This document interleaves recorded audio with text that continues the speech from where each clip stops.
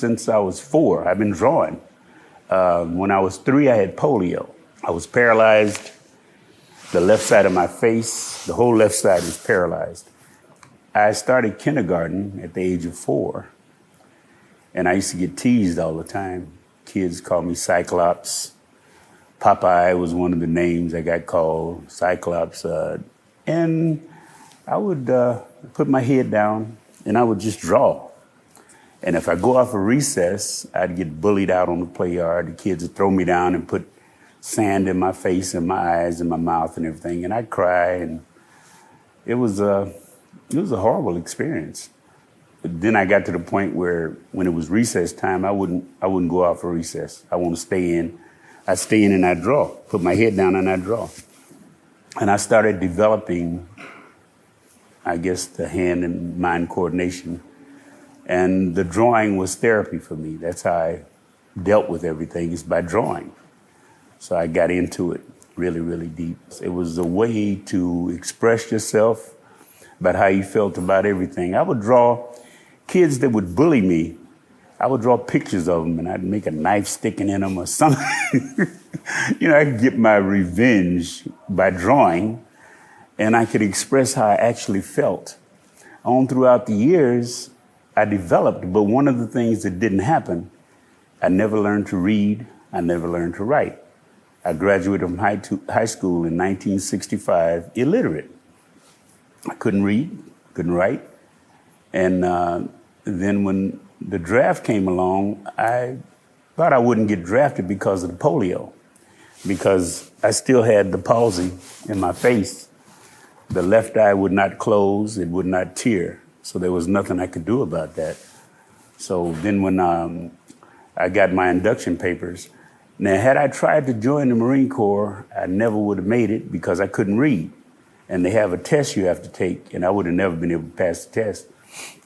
But when I got my induction papers and I went to Oakland, and they told us to count off 1, 2, 1, 2, 1, 2, and I was 1. I was a 1 step forward. I stepped forward like everybody else. There was a 1. Said, "You have now volunteered for the United States Marine Corps." I said, "What?" I thought this was supposed to be the Army, right? So once I got in the Marine Corps and got going through the training and was taught to hate the Vietnamese and hate communism, which I couldn't even spell, didn't even know what the hell it was. So they're teaching me to hate something I don't have any understanding of what it is. I think once I got to Vietnam, I found out I wasn't the only African American that was illiterate. And I think that some of the older guys who could read, and they were very well educated, and they felt the need to have these soul sessions where we would sit around every Wednesday and they would read the Stars and Stripes newspaper. That was the newspaper that the U.S. military put out. And we would read that newspaper, and these guys would read everything to us, and they would explain things that we didn't understand. I think we were reading about Geneva Convention. They had passed a law that we couldn't use the 12-gauge shotgun and a 50 caliber machine gun on the Vietnamese people, because a 50 caliber machine gun is a bullet about that big. And it's for shooting helicopters and airplanes. And the Vietnamese didn't have any helicopters or airplanes, just like the Palestinians. They don't have that. So we couldn't use those on those people. And I didn't understand what that meant. And they said, no, they explained to us what Geneva was, and they have rules that you're supposed to abide by when you have a war. You can't do this, can't do that. 12-gauge shotgun with double-aught buckshot tears the human body up so severely that you can't shoot people with that. So we said, okay, cool. And then 2 weeks later, they had the so-called riot in Detroit, Michigan. And Detroit Blue was reading it to us, the newspaper. And as he was reading this, all of a sudden we saw tears well up in his eyes, start running down his face. And we were looking at him and we were all shocked. This is one of the baddest Marines I know, man. I saw Blue grab a cat by the throat and pick him up and just throw him to the ground with one hand. And when I saw him crying, and he dropped the newspaper and he walked off, and we all started looking at each other. What the hell's wrong with him? And then we got the paper and we started figuring out, and somebody came back and told us that he knew the girl that got shot in the face with a .50 caliber machine gun. So we're standing there and we start saying, well, damn. Oh, well, I guess I could understand that would make you, if you know somebody. And when he came back the next week, he apologized to us for breaking down. And we said, oh, man, we understand. We know you knew the girl that got killed, got shot in the face. He said, no, that ain't got nothing to do with it. He said, it's not that I knew her. He said, even though I did, she had 11 children in her apartment. She ran a daycare center in the projects. And he said, it wasn't that. He said, what broke me down is I felt so betrayed by our own government. They're using weapons against our mothers, our brothers, our fathers that we can't even use against America's worst enemy, the so-called Vietnamese. We're supposed to be over here fighting them, and they're using weapons on our people that we can't even use on the Vietnamese. And he said, I felt betrayed by our government. That's what broke me down. I said, oh, wow. So I can understand that. It's, I guess a lot of the things that happened kind of started me to thinking, plus the fact that I realized how important reading was, and I didn't know how to read. So once I got out of the Marine Corps, that's where I found my humanity. I wasn't a killer.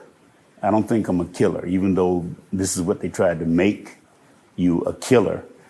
You kill when you're told to kill. You kill who you're told to kill without questioning anything. That's that mercenary mentality. And that wasn't me. I was raised, and my mother taught me right from wrong, and I went to church and all that kind of shit growing up. You know how you do. And there was something fundamentally wrong with war. And I wasn't cut out to be that, I can understand it if there was anything just about it. But when you're going to another people's country to kind of try to control them and extract the mineral resources from that country, I look at the moves of Robert McNamara. He was the Secretary of Defense. He convinced Kennedy to go to war in Vietnam. Next thing I know, he's Secretary of Defense. Then I find out that Ford Foundation is extracting tin and tungsten from Vietnam, and he becomes a corporate manager of Ford Foundation. And I said, damn, this is all about making money. This is all about military weapons, and it's ridiculous, man. So you start learning and then you start thinking. When I got out of the Marine Corps, I wasn't trying to be in the Black Panther Party. All I heard is that these are some guys with some guns and they doing this and doing that. And I'd heard about them when I was in Vietnam.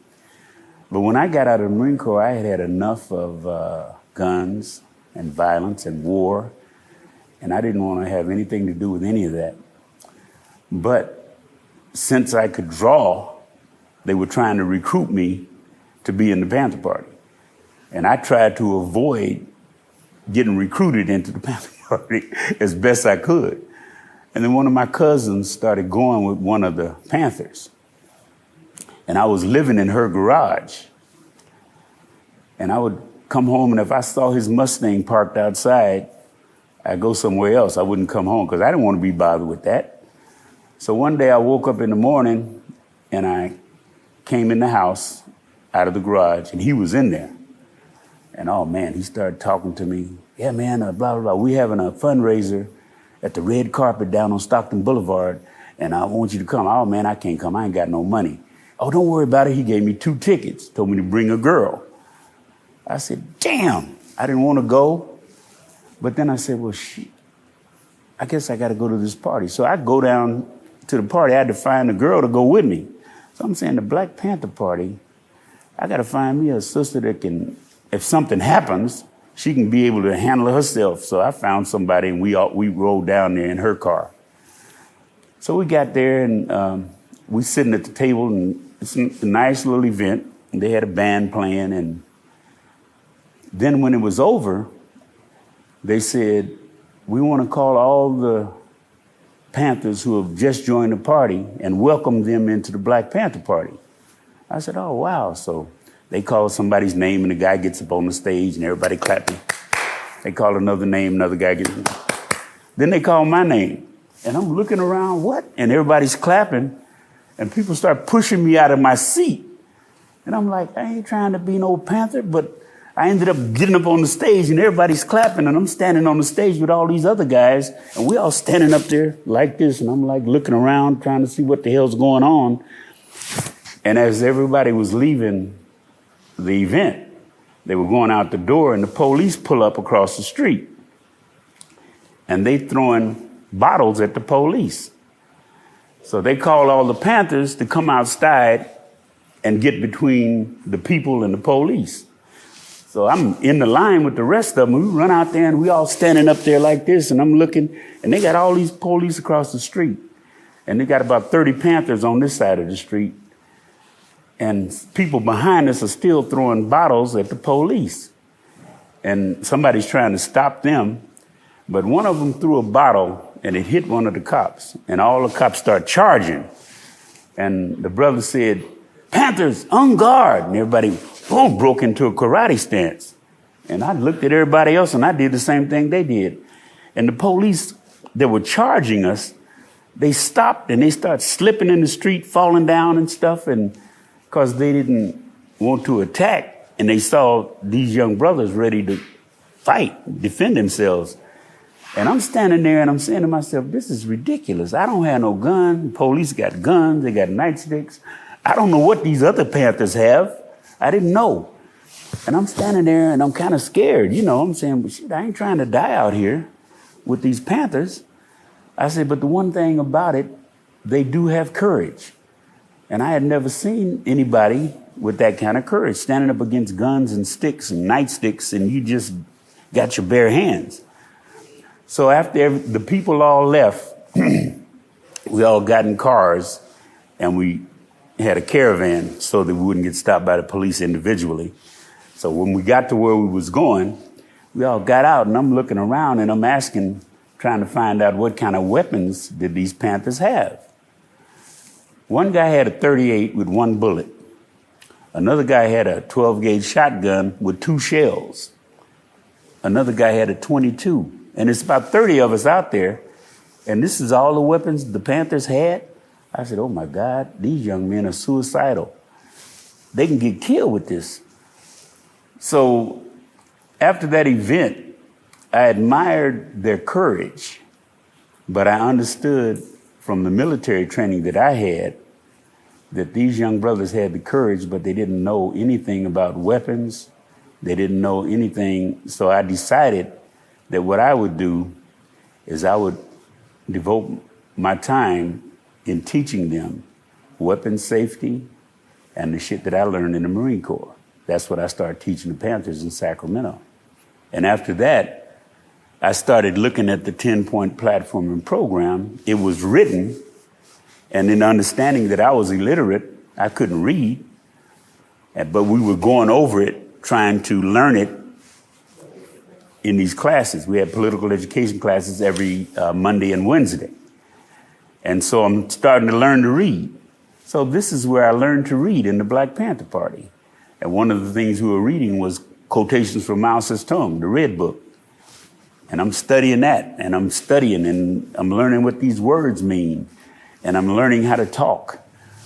And I said, doggone. And a whole new world opened up to me. And I started to have something to believe in. When you start looking at that 10-point platform and program, and I said, wow, this is interesting. And then I said, but what about the brothers and sisters that can't read, that are illiterate?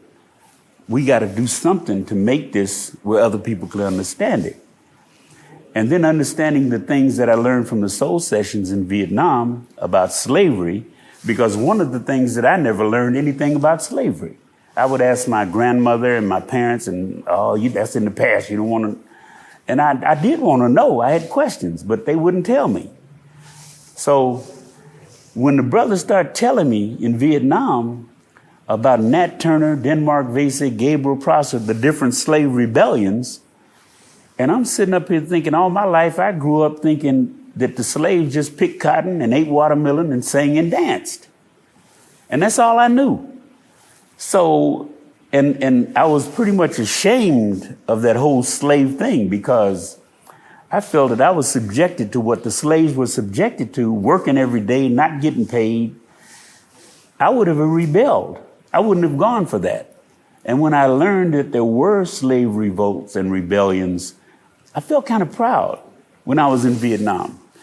I felt kind of uplifted. I felt, well, damn, we are human. We did fight. We did have slave revolts and slave rebellions, even though those three, Nat Turner, Denmark Vesey, and Gabriel Prosser, are the ones that were put down. They were put down fast. But there were many others that happened that nobody knows about or talks about. Those were the ones that weren't put down. So I didn't learn about those until I visited my father, because my father left when I was 2 years old. I never saw him after age 2 until I was 15. And then my aunt, his sister, took me to St. Louis to visit him. I didn't know where he was. I'm 15 and I asked him, I said, Daddy, why did you leave? And he didn't tell me. So I'm like, damn, my dad didn't tell me why he left. So I come back and I just went without knowing.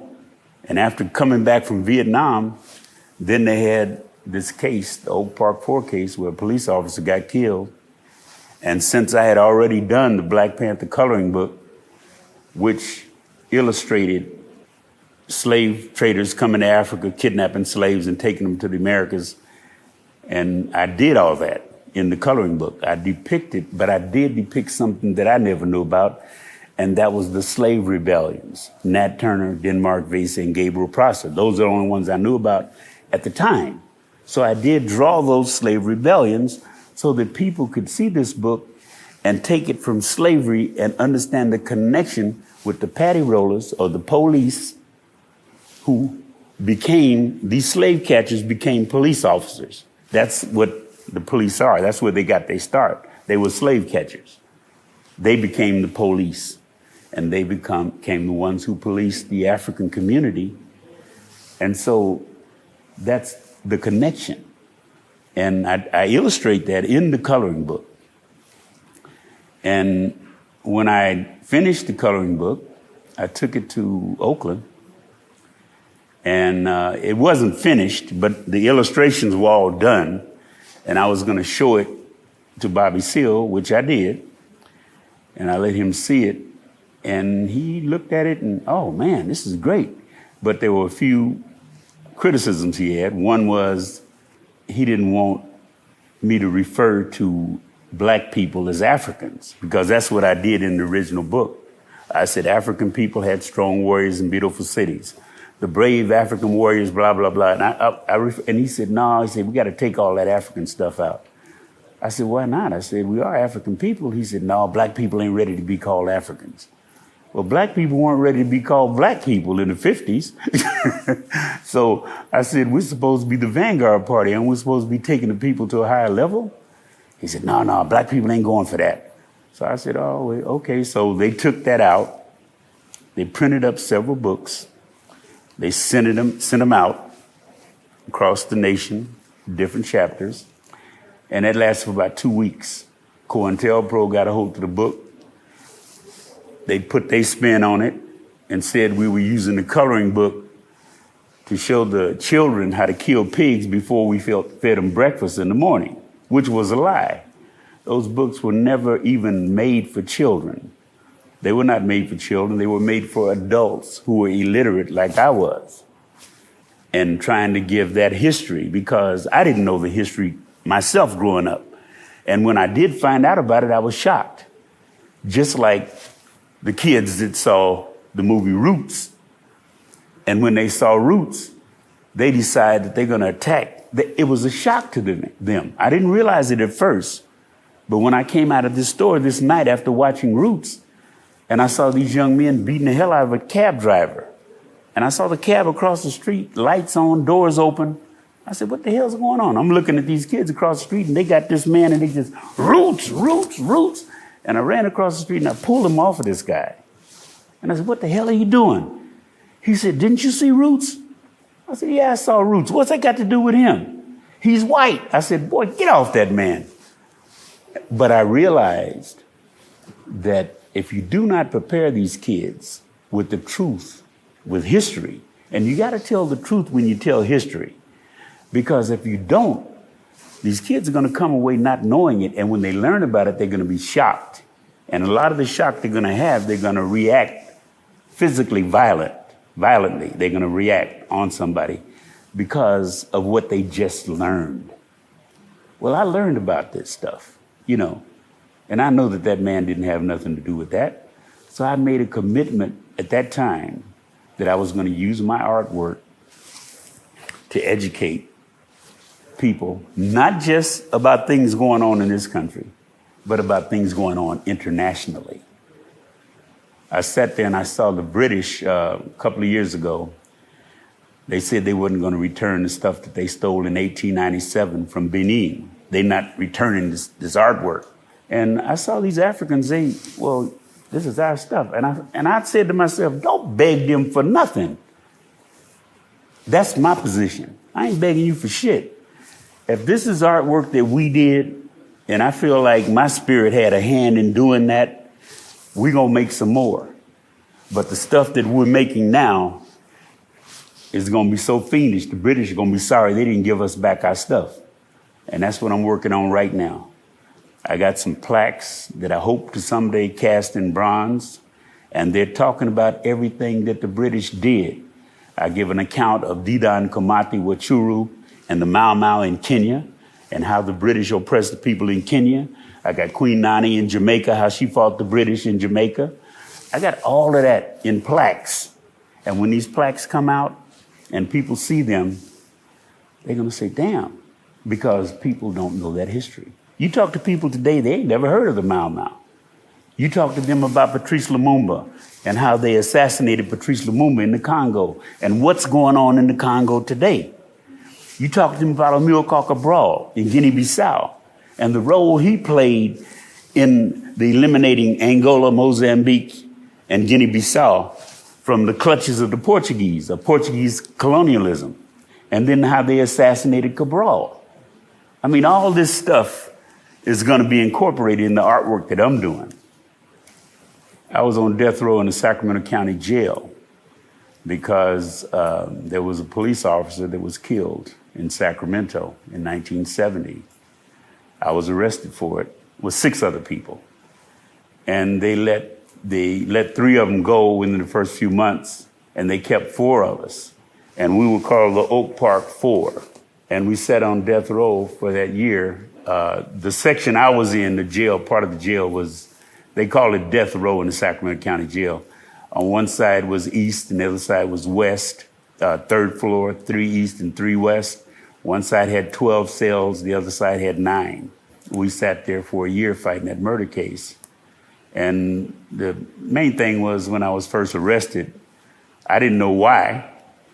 And when they took me to the bathroom and they chained me to a radiator pipe, and one of the detectives came in and pulled my pants down with a straight razor, threatened to castrate me, I was scared. And another officer came in and grabbed him, and they wrestled around on the floor, and he called for help. They took this guy out. Well, they left me in there for about 20 minutes with my pants down around my ankles and standing there with my hands chained behind my back to a radiator pipe. I couldn't do anything. And I just sat there. I just stood there, and tears came out of my eye, the one eye that teared, because my left eye didn't tear at the time. So I sat there and I urinated on myself. I was very embarrassed by that.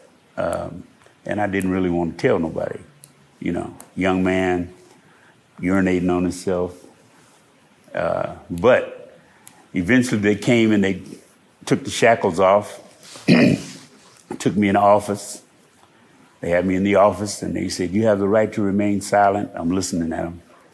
And they said, all you got to do, now understand that I'm just learning how to read. And they said, you just sign right here that says that we advise you of your right to remain silent.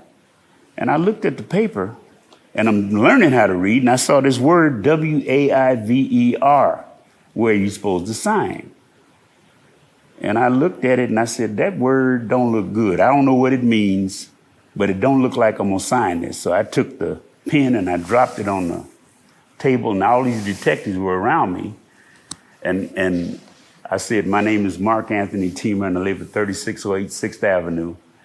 And I was kind of scared when I said it, but when I said that, they grabbed me, they snatched my hands behind my back, they grabbed me by the throat, they threw me to the ground and got the beating the shit out of me. They kicked all my teeth out in the front. So all these is fake. But I found out later that was a waiver of my right to remain silent. If I would have signed that, they could have said I said anything. And I sat there for about a year, close to a year, and eventually we were acquitted. And the strangest thing happened while I was there. My father came to visit me. He hadn't been to Sacramento since I was 2 years old, but he came to visit me. And I looked at him, and he had tears in his eyes. And I felt real bad for him. I said, oh, Dad, I'm cool, I got this, And he shook his head when he left. And when I got released, we were acquitted. First place I went was St. Louis. And I got to St. Louis, and I told my dad, I said, you never told me why you left. He said, well, I can tell you now. And he told me that when he lived in Sacramento, he got out of the Army, and he met my mother. He used to gamble. And he had won $500 this particular night. That's a lot of money back in 1948. And the police would come in every Friday and Saturday night to these little clubs, and they would come in and they would rob all the black folks in there. They would take their money. So he had rolled his money up and stuck it down in his sock. And when the police came in, he got up, they put him all up against the wall, and he was up against the wall right next to a pool rack. And the police was patting him down and taking everybody's money. When they got below his waist, he grabbed a pool stick and went upside the officer's head. All the officers jumped on him. They beat him down and broke his arm, but he was able to get away. And then after he got away, he heard that one of the police officers got killed, died from that. So he had to leave. Well, I can understand why he didn't tell anybody. I said, well, Dad, I said, you came to visit me while I was on death row. I said, don't you know that the statute of limitations don't run out on murder? He said, yeah, I know that. I said, why in the hell did you take a chance in coming to visit me? He said, boy, and this is just what he said, I've been a nigga a long time. This is what he said. He said, and I have seen black folks get lynched in Mississippi from one end of the state to the other. I've seen black folks get burned and castrated for less than what you was charged with. And there ain't no way I thought I was ever gonna see you alive again, boy. And I said, damn. So he took a chance in coming to visit me. So I kind of touched me a little bit, And it was kind of ironic, I'm in there charged with murder, and it was crazy. I think that the coloring book and the 10-point platform and program were the most powerful things that I did in those days. But as I was there, I grew to have more of an international perspective and outlook. It wasn't just focusing here in this country, because the same forces have worked internationally. And one of the things that the Black Panther Party did is they developed they had the Black Panther newspaper became the Black Panther, the intercommunal news service. And it was supposed to unite communities throughout the world. I thought that was a positive thing, I think right now, everything is more focused internationally, not just locally, because all of it is connected. And I look at what the British did, I look at what the Americans did, I look at slavery, and I don't think slavery and capitalism are any different. I think capitalism and slavery are connected. And people need to understand that slavery, capitalist system, you work, you get your check every month, then you pay it, and then your money's finished every month. And that goes on and on and on, and you keep on chasing the carrot. and you keep on pulling the cart. You keep chasing the carrot, but you never get the carrot. Everybody in the capitalist system is aspiring to be a capitalist. They want to make money. They want to be like Elon Musk and Donald Trump and all these rich millionaires and billionaires. Right now, those people control this government. They control the government, and people can't even see it. I don't really have any doubt that young people are going to change the world, because young people are not stupid. They got the internet, and you can't hide the truth from them because they're looking at it. They seeing what's happening in Gaza. They seeing the bombs dropping on Gaza all the time. They seeing you trying to stop them from bombing these people. They see that it's nothing but women and children dying. But women are the producers of the next generation, and that's why they're killing the women and the children. They want to kill the future generations. And the only way they're going to ever control that area of the world, they're going to have to kill all the Palestinians. Damn near all of them, because they did the same thing to the Native Americans in this country. They didn't kill all of them, but right now they're not significant enough to do anything to take back what's been taken from them. But I don't think it's too late for the Palestinians, especially if they get international support. This is Oya. Oya is a spiritual deity from the Yoruba people of Nigeria. And she is the one who is the wind. I got a piece called Wall Street that I did. It's the Wall Street slave auction. And I have Oya, Olokun, and Yemoya standing up on the other side of the wall looking at the naked slaves on the auction block. Because the reason they put that wall up was to hide the naked slaves from the white ladies walking up and down the street. They put the wall up, and the street runs dead into the wall. On the other side of the wall was the slave ships and the auction block. And I had to go investigate that. And I went to New York. I walked down Wall Street to the end. They still got those ships. When you cross the street, you can see all those sail ships, and those were the slave ships were. So they put that wall up, and it was called Wall Street. That's where the stock market was. And stock was livestock. And African people were livestock, just like a horse, a cow, a mule, a pig. And they did all that right there on Wall Street. And the reason I put Oya, Yemoya is a spiritual deity that represents the surface of the ocean, which the slave ship traveled across. Oya was the wind that powered the slave ships, and Olokun was the depths of those who dove overboard to their death, and the sharks ate them or whatever. So I got all that in this piece.